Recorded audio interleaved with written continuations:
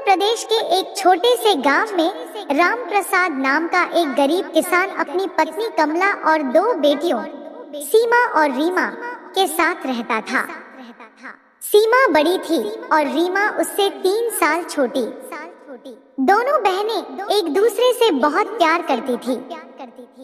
घर में गरीबी थी, लेकिन उनके चेहरे पर हमेशा मुस्कान रहती थी। राम प्रसाद दिन रात खेतों में मेहनत करता, फिर भी घर का खर्च बड़ी मुश्किल से चलता। कमला अपनी बेटियों को हमेशा समझाती, बेटियों, इंसान की असली दौलत उसका मेहनती स्वभाव और अच्छा चरित्र होता है। सीमा पढ़ाई में बहुत तेज थी। उसका सपना था कि वह अफसर बने और अपने माता पिता की गरीबी दूर करे। दूसरी ओर रीमा को सिलाई कढ़ाई और खाना बनाने का बहुत शौक था। वह अक्सर कहती, दीदी, मैं एक दिन अपना बड़ा सा काम शुरू करूंगी। समय बीतता गया, दोनों बहनें बड़ी हो गईं। तभी एक दिन राम प्रसाद गंभीर रूप से बीमार पड़ गया। इलाज के लिए पैसे नहीं थे। मजबूरी में परिवार को अपनी आधी जमीन बेचनी पड़ी। सीमा ने पढ़ाई के साथ साथ बच्चों को ट्यूशन पढ़ाना शुरू कर दिया। रीमा गांव की महिलाओं के कपड़े सिलने लगी। दोनों बहनों ने अपनी छोटी छोटी कमाई से पिता का इलाज कराया। कुछ महीनों बाद राम प्रसाद ठीक हो गया। उसकी आंखों में खुशी के आंसू थे। उसने कहा, मेरी बेटियां ही मेरा सबसे बड़ा सहारा है। एक दिन सीमा ने सरकारी नौकरी की परीक्षा दी। पहली बार असफल रही। गांव के लोग ताने देने लगे, लड़कियों से कुछ नहीं होगा। सीमा का मन टूट गया। उसने पढ़ाई छोड़ने का फैसला कर लिया। तभी रीमा ने उसका हाथ पकड़कर कहा, दीदी, अगर तुम हार मान गई तो हमारा सपना भी हार जाएगा। रीमा की बात सीमा के दिल में उतर गई। उसने फिर से मेहनत शुरू कर दी। उधर रीमा ने अपनी सिलाई का काम बढ़ा दिया। उसने बैंक से छोटा सा लोन लिया और एक सिलाई सेंटर खोल लिया।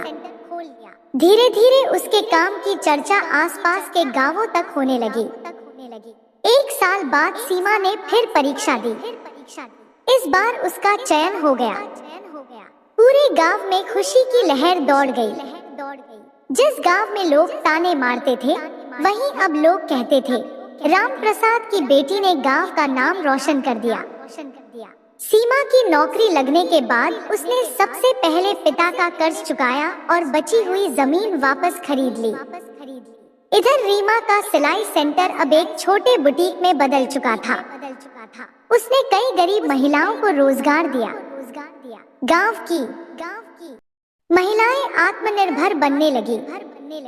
कुछ समय बाद दोनों बहनों की शादी अच्छे परिवारों में हो गई। लेकिन शादी के बाद भी उन्होंने अपने माता पिता का साथ कभी नहीं छोड़ा। 1 वर्ष बाद गांव में भयंकर बाढ़ आ गई। कई परिवार बेघर हो गए। सीमा ने प्रशासन की मदद से राहत शिविर लगवाए। रीमा ने अपने बुटीक की महिलाओं के साथ मिलकर सैकड़ों लोगों के लिए कपड़े सिलकर दान किए। उनके इस काम की खबर अखबारों और टीवी तक पहुंची। जिला अधिकारी ने दोनों बहनों को सम्मानित किया। समारोह में राम प्रसाद और कमला की आंखें खुशी से भर आईं। राम प्रसाद ने मंच पर कहा, लोग कहते थे बेटियां बोझ होती हैं, लेकिन मेरी बेटियों ने साबित कर दिया कि बेटियां घर की सबसे बड़ी ताकत होती हैं। कुछ वर्षों बाद सीमा जिले की एक सम्मानित अधिकारी बन गई और रीमा का बुटीक एक बड़े ब्रांड में बदल गया। उसने सैकड़ों महिलाओं को रोजगार दिया। दोनों बहनों ने मिलकर अपने गांव में एक निःशुल्क स्कूल और सिलाई प्रशिक्षण केंद्र शुरू किया, ताकि कोई भी गरीब लड़की सिर्फ पैसों की कमी के कारण अपने सपने न छोड़ दे।